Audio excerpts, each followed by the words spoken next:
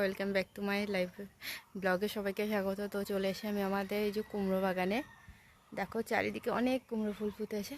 তো এখন আমি কুমড়ো ফুল তুলে নেব। তো এই কুমড়ো ফুল আমি কি বানাবো সেটা অবশ্যই তোমরা সাথে থেকো। আশা করি তোমাদের সবার খুব খুব ভালো লাগবে। তো চলো ফার্স্ট থেকে কুমড়ো ফুলগুলো তুলে নিই।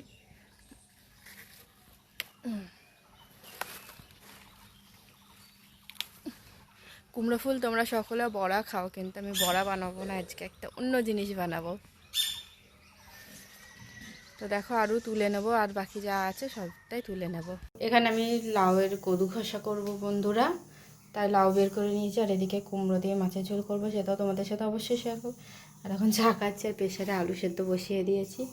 আর এদিকে যে তোমার ডিম বের করে রেখেছি, দুটো দেশি ডিম আর একটা সাদা ডিম। সাদা ডিমটা আমার আর দেশি ডিমটা মায়ের আর সোনার। তো চলো রান্নাটা শুরু করি। আশা করি তোমাদের সবার খুব খুব ভালো লাগবে আজকের ব্লগ ভিডিওটা। ভালো লাগলে লাইক শেয়ার কমেন্ট করে সকলে পাশে থেকো। এই দেখো এদিকে মা এখন ফুল বাগানে কি পাতা তোলে সেটা অবশ্যই তোমাদের শেয়ার করব। আর এদিকে দেখো কত সুন্দর সুন্দর গোলাপ ফুল হয়েছে বাড়িতে। দেখো রানী কালার আর সাদা কালার, কি ভালো লাগছে না দুটো মিশ্রণ।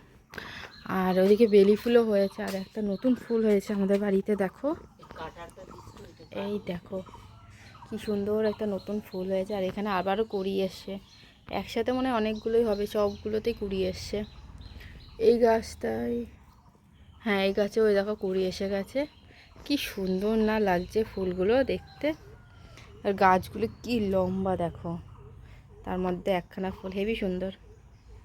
আমাদের বাড়িতে যিনি হেল্প করেন তিনি 2-3 ছুটি নিয়েছে, তো সেই কারণে এখন ঘর বারান্দাগুলো পরিষ্কার করে নিচ্ছি। সকালে উঠোন ঝাড়ুটা দেওয়া হয়ে গেছে, থালা বাসন যখন খাই তখন ধুয়ে রাখি, কারণ অসুবিধা না। আর মেয়ে দেখো নতুন পথে হরিণ। সত্যি এখনকার দিনে কত কিছু দেখি, আমাদের সময় হয়তো এইসব কিছুই ছিল না। মাদের এক সময় জিজ্ঞেস করে আমাদের বেলায় কি এসব ছিল, মারা বলতো না এইসব কিছুই ছিল না, আমরা তো এমনি তোদের ধরেই করতাম। সত্যি যত দিন যাচ্ছে তত মানুষের আরও নিত্য নতুন কত কিছু দেখবে জানি না। আমার ভিডিওটা তোমাদের কেমন লাগে অবশ্যই কিন্তু কমেন্টে জানাবে। সকলের পাশে থেকে ভালোবাসা দিও, যাতে তোমাদের ভালোবাসে এইভাবে এগিয়ে যেতে পারি। আর আজকে ভিডিওটা কেমন লাগলো আরও একটিবার তোমাদের বললাম, সবাই কিন্তু জানাবে। আর যে যেখান থেকে দেখছো আশা করছি সবাই ভালো আছো, সুস্থ আছো। এরপর ঘরটা মুছে নেব। আর কি বলবো তোমাদের বন্ধুরা, মেয়ে জ্বালাতনে বাঁচি না। দেখো একটার পর একটা জিনিস শুধু তুলতেই আছি, মানে একবার এদিক রাখে একবার ওদিক রাখে এই করে। আর আমার এই যে কুমড়ো ফুল দিয়ে এই নতুন রেসিপিটা তোমাদের কেমন লাগলো, আমি তো নিজেকেও জাস্ট অবাক হয়ে গেছি। গরম গরম ভাতে জাস্ট জমে যাবে। তোমরা এটা মাছ ভেজে ছাড়িয়ে দিলেও ভালো লাগবে খেতে। তোমরা অবশ্যই এভাবে ট্রাই করো, যদি মানে মাছ ছাড়া খেতে চাও তাও ভালো লাগলো ভীষণ। মানে আমি তো এই দিয়ে ভাত খেয়ে উঠেছি। আর মা আজকে তোমার হচ্ছে ডাঁটা দিয়ে, থানকুনি পাতা দিয়ে করছে। আর এটা বাড়ির গাছের ডাঁটা বন্ধুরা, বাড়িতে হয়েছে, ভীষণ ভালো খেতে হয়েছিল আজকে তরকারিটা। তো বন্ধুরা দেখো আমি এই যে হালকা একদম মানে যা সেটা নরম হয়ে গেছে সেই পর্যায়ে করে আমি নামিয়ে নিয়েছি। গরম ভীষণ। আর রসুন আর লবণ নিয়ে নিয়েছি, এদিকে পেঁয়াজ কুচি করে নিয়েছি অল্প। আর তেলে দেখো কালো জিরা ফোড়ন দিয়েছি, দিয়ে পেঁয়াজ কুচিগুলো আবার দিয়ে দেবো। আরও সাথে কি দিই অবশ্যই তোমরা সাথে থাকো, দেখতে পাবা। তো পেঁয়াজটা আমি এখানে হালকা করে ভাজতে ভাজতে এটা আগে আমি শিলে বেচতে নিই। তো আমি এখানে কিছুটা আলু সেদ্ধ নিয়ে নিয়েছি বন্ধুরা, তোমরা চাইলে ফুলটা শুধুও খেতে পারো। তো আমার দেখছি একদম অল্প হয়ে গেছে ফুলটা, তো এই জন্য আলু সেদ্ধ নিয়েছি। আর এই যে পেঁয়াজটা হালকা ফ্রাই করেছি, আর একটা কাঁচা লঙ্কাও দিয়ে দিচ্ছি। এবার এই ফুল আর এই আলু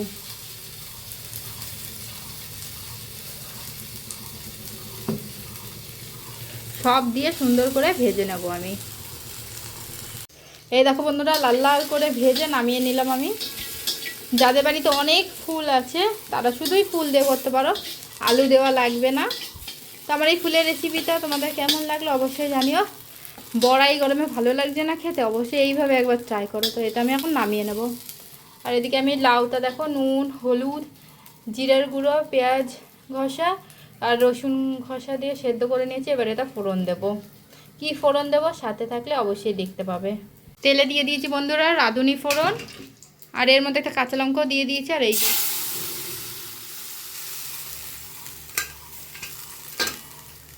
দিয়ে এবার এটা আমি একদম পুরো শুকনো শুকনো করে নামিয়ে নেবো। যেহেতু আমি এটা নিরামিষ করছি, মাছ দিয়ে করলে মাছ থাকলে একটু ঝোল ঝোল আমারও অসুবিধা হয় না, কিন্তু নিরামিষ যেহেতু একদম শুকনো শুকনো করে নামিয়ে নেবো। এই গরমে ধনেপাতা খাবো না, তাই ধনেপাতা দেবো না। তোমরা চাইলে অবশ্যই দিতে পারো, ধনেপাতা দিয়ে লাউ খেতে ভীষণই ভালো লাগে। আর তারপরে আমি হচ্ছে কি না নামানোর আগে নুন চিনিটা টেস্ট করবো। একটু লাউ মানে লাউ যদি মিষ্টি হয় চিনি দেওয়া লাগে না, আর যদি একটু ঝলসে ভাব হয় লাউ, তাও সামান্য চিনি দিয়ে নামিয়ে নেবে। খুব ভালো লাগে এইভাবে লাউ তরকারি নিরামিষ খেতে। এই যে বন্ধুরা, রান্নাঘর পুরো পরিপাটি করে আমি গুছিয়ে নিয়েছি। তো মশলার কৌটো দেখে লোকের মাথায় হাত পড়বে, এত ধরনের মশলা আছে এখানে।